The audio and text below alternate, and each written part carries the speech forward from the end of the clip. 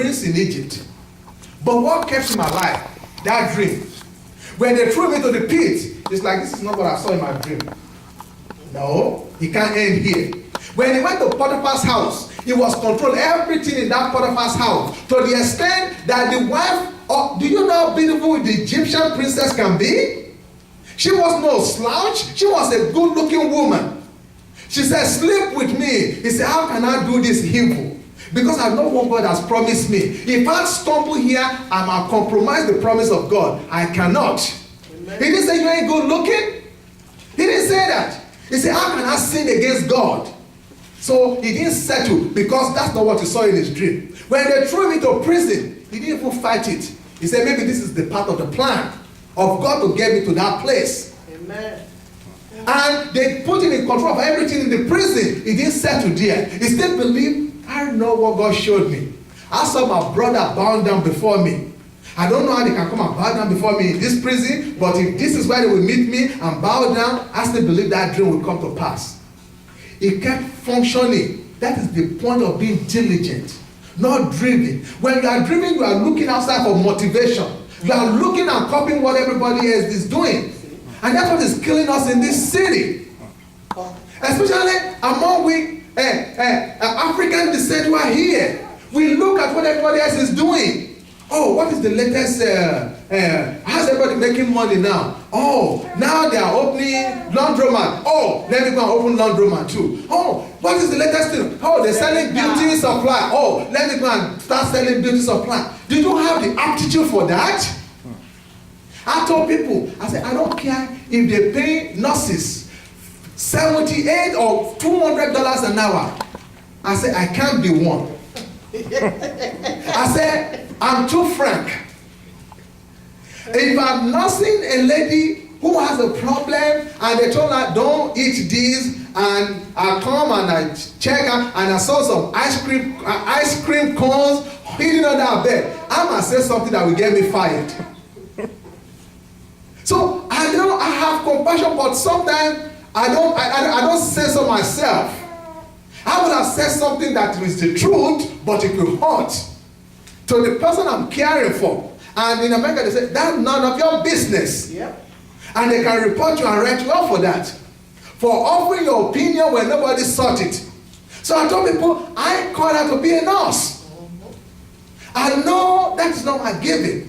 But suppose I don't care what it takes. Are they paying well? That's what I want to do. And then you do it and you have zero satisfaction. Because you do not have the aptitude for it. This boy stayed in his lane. He said, my family came and bowed down to me. That was the dream God gave him.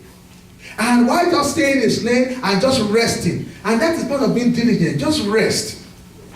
Because I'm telling you, this is not falsehood. It is the truth.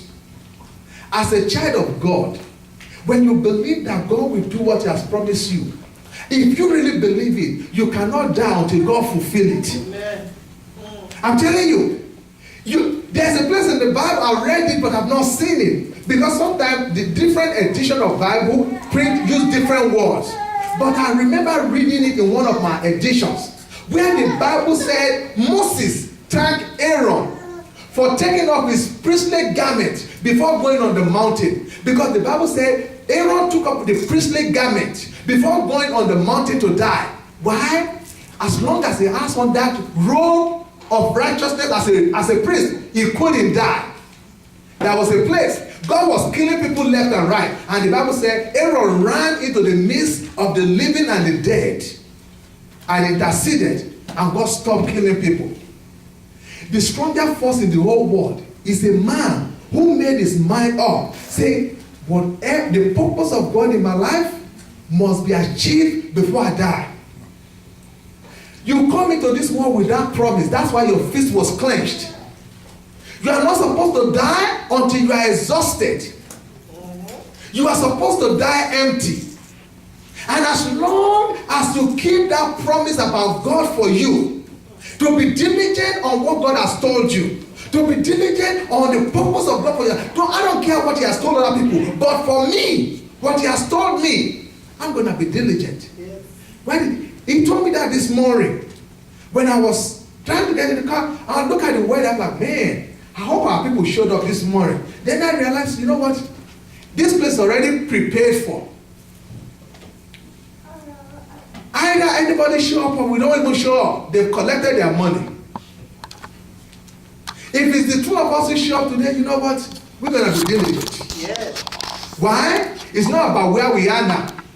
It's where God is taking us. Amen. Where is God taking you? Are you driven by other your other mates who have gone ahead of you, who have succeeded? I was watching a commercial yesterday and I was laughing. And my wife's like, what? You watch some stupid commercial and laugh. I said, I love commercial. Because commercial on TV, you have to tell a story within maybe 30 seconds or a minute. One of the stories I like about the commercial is about one of these investment companies.